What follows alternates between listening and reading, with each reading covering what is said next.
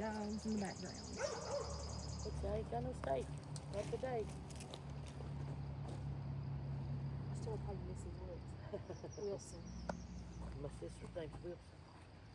Is her name? Her name's Her, Wilson. her married name's Wilson. Wilson. My name's Woods Brown. Woods Brown. Golly bum.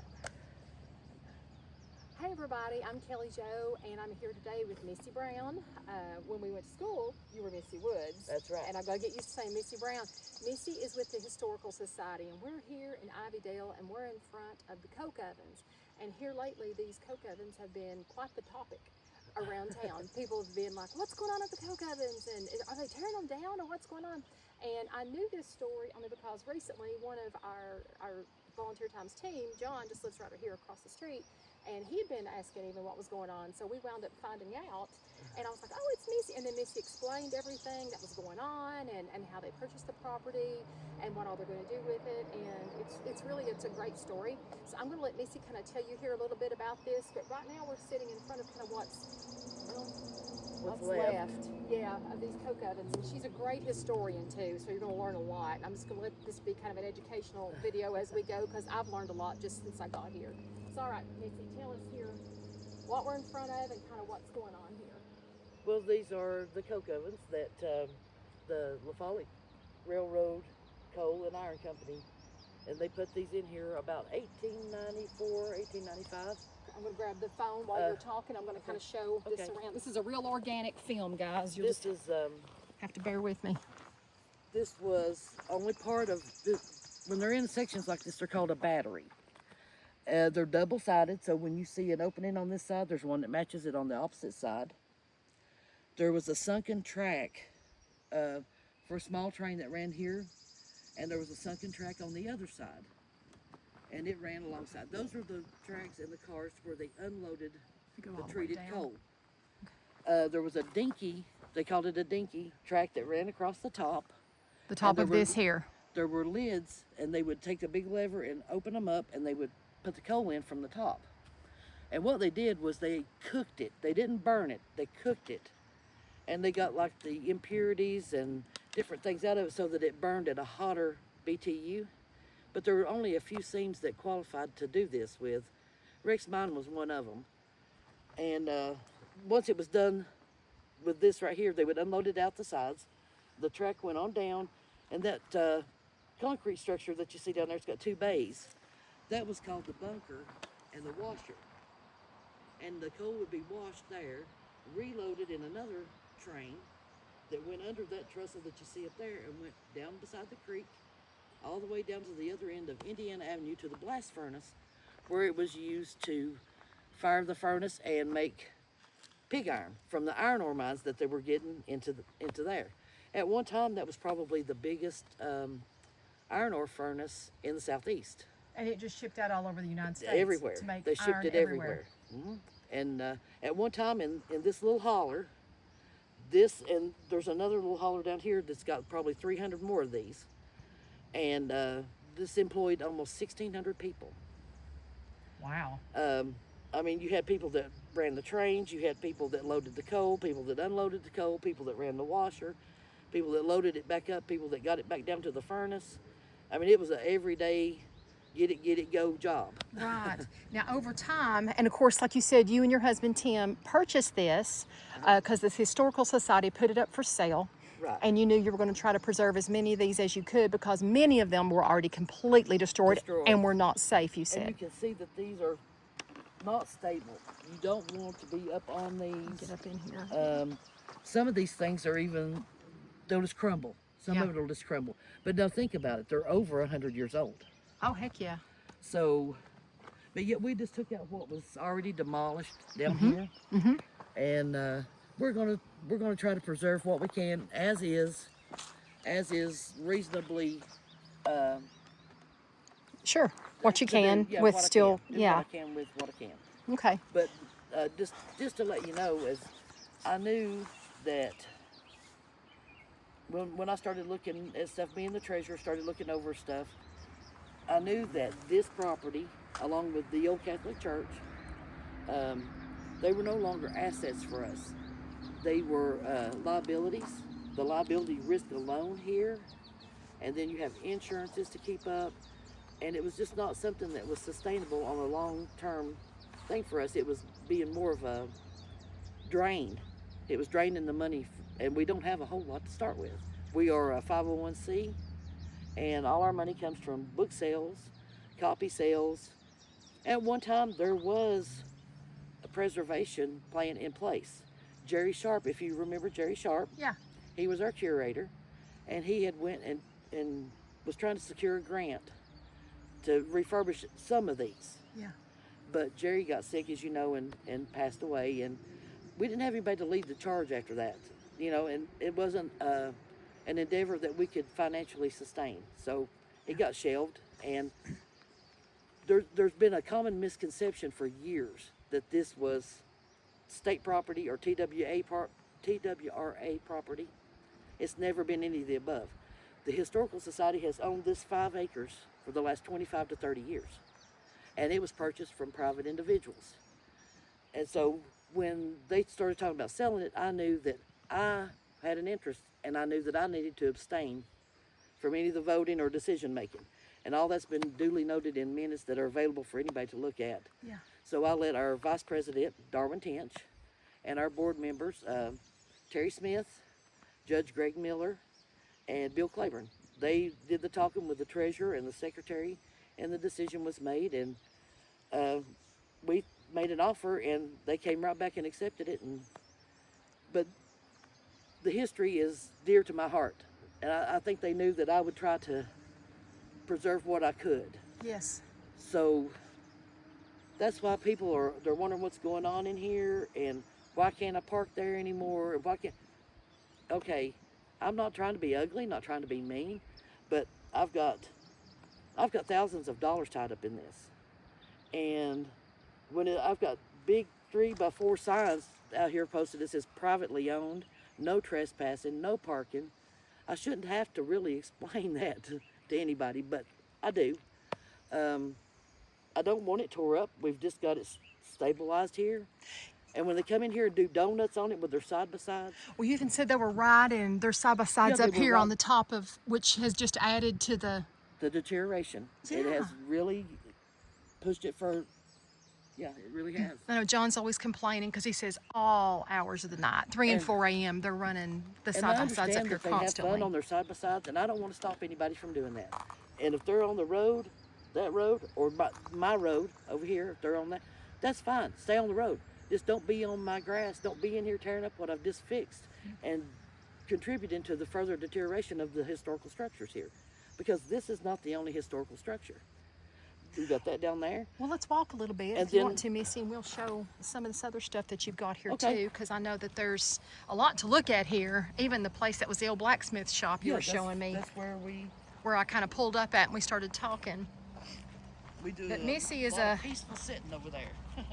Do what? We do a lot of peaceful sitting in the evening. Oh over my there. gosh, absolutely. This is just, it's a wonderful place, a little over 4 acres. But you know, when you come out here, there's the tracks. I'm going to try to zoom in a little bit, guys. You can kind of see, everybody knows where the Ivydale tracks are. There you are. And just right out this road here is where you go to the old water plant. Treatment plant.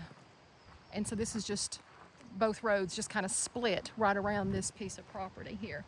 And they're clearing this off. Obviously, this is going to be where they build. But it's peaceful out here. It's beautiful, and it's going to make a great little place. But you know, on the other side too, I didn't realize these were on both sides. There's They're a double-sided. few coke ovens on the other. See, when you were saying double-sided, I was thinking for a moment like they went all the way through, No. and I thought, well, wait a minute, I couldn't see.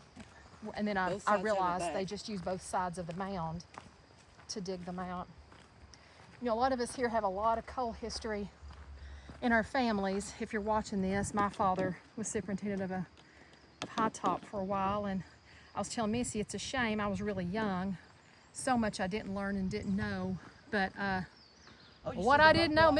Missy's sure filled in the blanks for me today. Do what? You see this rock wall here? Yes. That's the side of this side over here. That's one wall of the sunken track that ran along this Oh, where they okay. would unload. Okay.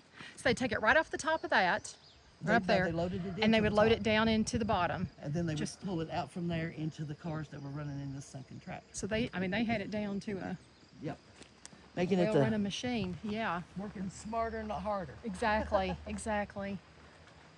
The generation before us had the right idea. The creek, it's right over here. Also, the creek is included in with this. So what, have you had to have any vehicles towed or anything? That I know you said there was a guy just literally maybe 30 minutes before I got here. She had asked him, he had jumped in here and was doing donuts on her property. You see where he just came across there? He just, and she said, buddy, we just had all this work done. If you don't care, don't be in here doing donuts.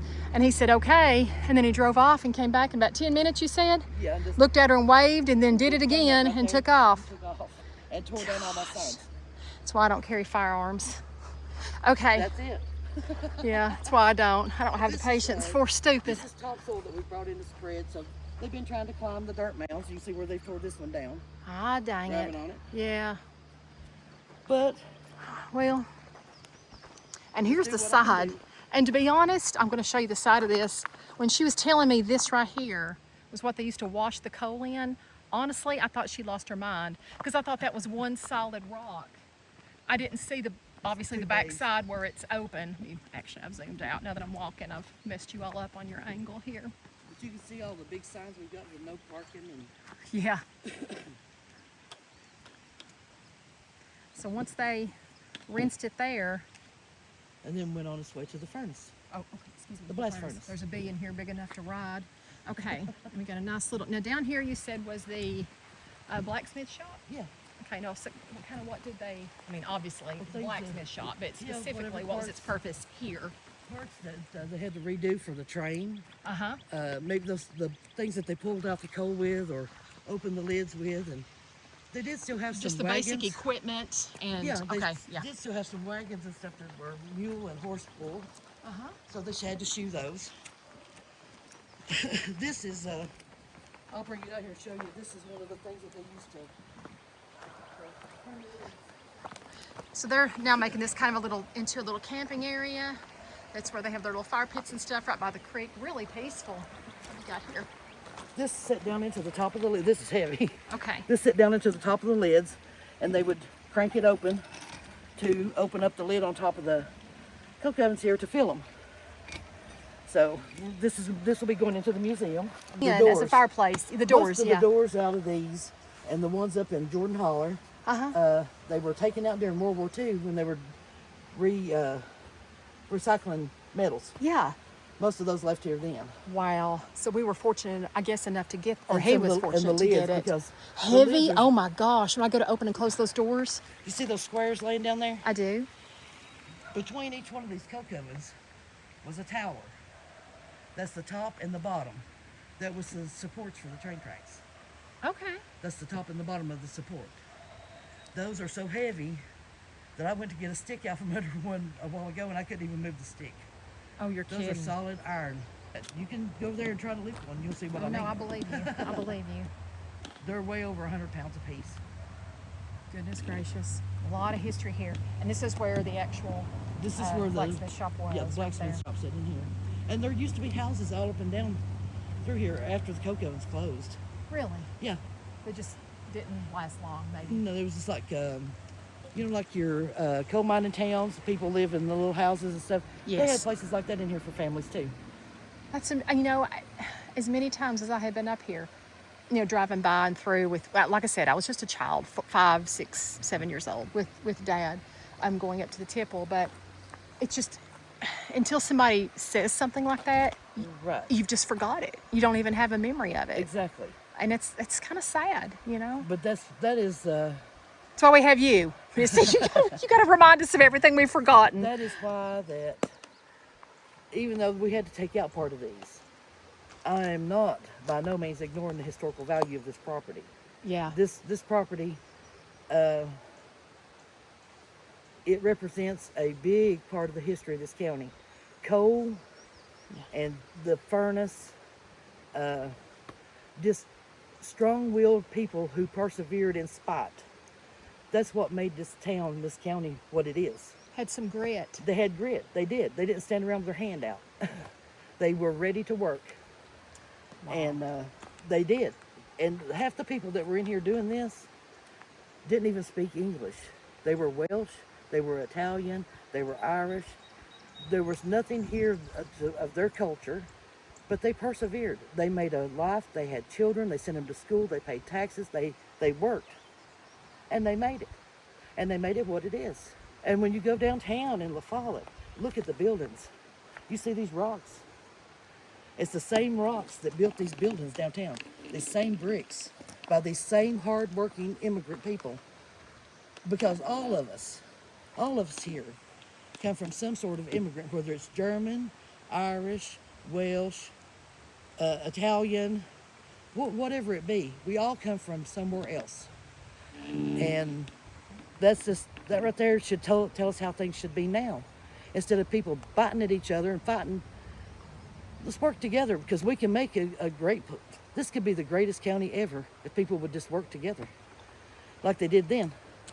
Well, it's a beautiful piece of property, honey, and It is peaceful. it's wonderful to know that someone got it who cares deeply about the history Yeah, of the community we and do. is dead set on preserving as much as they possibly can. Anybody's interested in the history, we need volunteers all the time. We're open 9 to 5, Wednesday through Friday.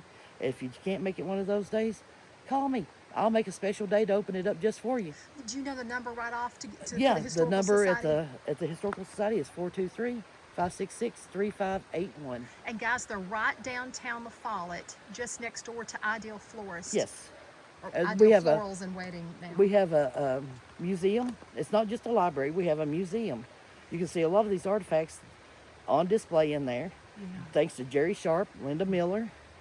That's where I have learned a lot of the stuff that I know, is just spending time with those two in there and getting out and doing research with Linda, and the time I spent doing research with Jerry. And but we can always use volunteers. We can always use artifacts. We can always use knowledge. Yeah. And people want to worry about the history of the county, then come be the difference. Come make the difference. Come make your time count. Yeah, absolutely. And guys, if you've got some stories about, we're doing a lot of these little mini series now. If you've got any stories about the county, maybe some of your parents or your grandparents that have some good history, bring it down. We'll get with Missy. We'll get stuff documented and written down. We'll tell that story. I'm doing time capsules. You have to be at least 75 to qualify. And then I have a list of questions. 75 and grew up here. Not Wow. La Follette, but Campbell County. Sure. And I'm doing interviews, and then those are being capsulized for later. That's that's a when great idea. Somebody comes looking for history, then they can hear Joe Blow talk about when he lived on the farm out at Ivydale, or he lived on the farm out at Alder Right. Springs. That's a great idea. So, One last thing I'd like to add. yeah. Like I said, I'm not trying to be mean, but we've got a lot of money in this. I'm trying to make something out of this, and all I'm asking is stay on the road. Don't be on my what I want to be grass. Don't be on the dirt. Future grass. Right.